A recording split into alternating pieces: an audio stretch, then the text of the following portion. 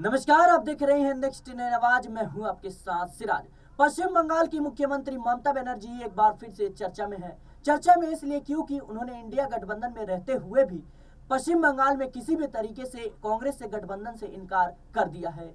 बताते चले कि आखिर पश्चिम बंगाल में ममता बनर्जी कांग्रेस से किस बात से डर रही है। आखिर ममता बनर्जी को किस बात का डर है कि वो कांग्रेस से किसी भी तरीके से समझौता नहीं कर रही है। इसके कई पहलू नजर आते हैं। एक तरफ जो है ईडी और सीबीआई का टीएमसी के नेताओं पर लगातार शिकंजा कसता हुआ नजर आ रहा है, तो वहीं दूसरा पहलू यह भी है कि ममता बनर्जी को इस बात का डर तो नहीं कि अगर कांग्रेस को कुछ सीटें दे देती हैं तो इससे बंगाल में जो है यानी पश्चिम बंगाल में दोबारा कांग्रेस का विस्तार ना हो जाए।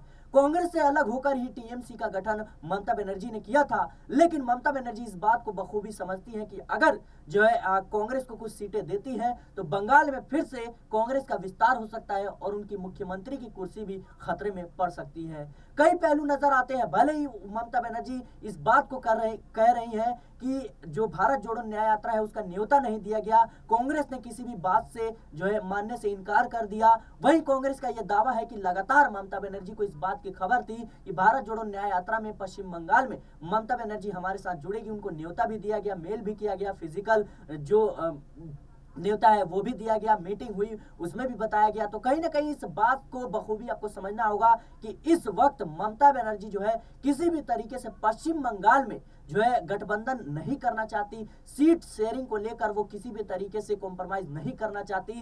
और वहीं कांग्रेस के जो नेता हैं जयराम रमेश, उन्होंने साफ तौर पर कहा कि दीदी से अभी भी उम्मीद है और मुझे लगता है कि बिना ममता बनर्जी के जो है इंडिया गठबंधन का कल्पना भी नहीं किया जा सकता। तो कहीं ना कहीं ममता बनर्जी इस बात को बखूबी समझती है कि अगर कांग्रेस को कुछ भी सीटें दी जाती है पश्चिम बंगाल में, इससे कांग्रेस का जो है दोबारा विस्तार हो सकता है। ये वही कांग्रेस है जिससे अलग होकर ममता बनर्जी ने टीएमसी का गठन किया था। फिलहाल ममता बनर्जी के इस पहल को लेकर आप क्या सोचते हैं, हमें कमेंट बॉक्स में जरूर बताएं।